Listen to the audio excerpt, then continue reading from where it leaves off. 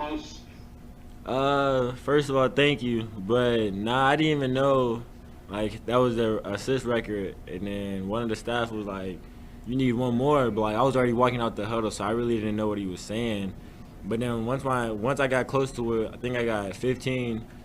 All my teammates on the court were telling me they were like, "Yo, like you just need two more, and you could set the record." And I was like, "Oh shoot!" So that's what I kind of just went out there and did just to get the last two, really. Gary Tipton, go ahead. TyTy, how did you feel? What was your initial reaction to learning Xavier would not be playing, and the onus would be on you? Uh, so like after the LSU game, I kind of already like had a feeling that he wasn't gonna play because like there was no need for him to try to rush back. I feel like we got this team has really good depth on here, so we he goes down, next man steps up, and that's what I feel like we did tonight. But just coming into the game, once I found out like he wasn't playing, I just knew that I had to just step up as a leader. And just going through this whole week of practice, my teammates, they're all telling me like, we go as you go, so you just lead us. And just having guys that's older than me telling me, even though I'm a freshman, like, we're going to rock with you. Anything you tell us, we're going to do. So just be out there, be comfortable, be a leader. That takes a lot of pressure off of me. John Wall had the record previously. I'm curious, what does that day mean to you? How much did you just kind of grow up watching him play? It excites me. I mean, it's John Wall. I watched him play.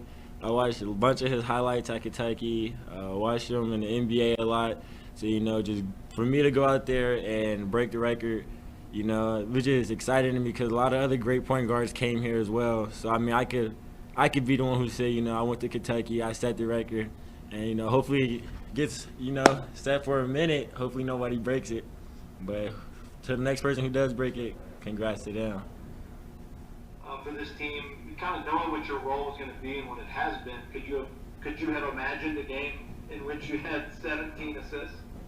I mean, coming in, like you said, I was known as being a scorer. So, like, coming out of high school, I was known as being a scoring point guard. But, like, my true, like, talent's always been just being a natural playmaker. So, just going out there tonight, I mean, I was just taking whatever the defense gave me. If that was me getting a pull up or getting to the rim or just finding my teammates, and my teammates did a good job tonight just making shots. So I mean, I feel like when I'm off the ball, I feel like I'm still a point guard even when Xavier still being on the floor. I just know my role is a little different because we're both point guards at the end of the day, but my role is a little different. I just got to make baskets. Yeah, just wondering, TyTy, have you ever had 17 assists in a game before? And how did your teammates know during the game you were that close to the record? You knew nothing about it. How did they find out? I had 17 assists in NBA 2K. That's about it. But like, other than that, nah. I think most I ever got was probably like 12 or something like that. So when I came out here and once I realized I was close, my teammates, they just told me they're like, yo, like you can make history, brother. Like they're all encouraging me to like, find them, and they're all telling me like, you find us, we're gonna knock it down, we're gonna finish it for you. Like they all wanted to see me make history. So that's just how, goes to show what type of team we have, and everybody cares for one another, and we don't really care who's scoring at the end of the day.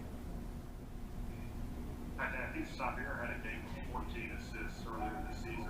What did he say to you, and how much do you think he's going to be gunning for that record automatically when he comes back? So right after the game, he just started calling me PG1. He like, I don't need to come back. Like you got it under control. You're PG1 now. Da da da. He just was super excited for me that I got the record, and he was just pretty much telling me like when he gets back, continue to be who I am, continue to play how I just played tonight, with or without him on the floor. Like he said, he was just telling me like, at the end of the day, I know how to play basketball pretty good. So he was just telling me just be who I am, just be comfortable in my skin.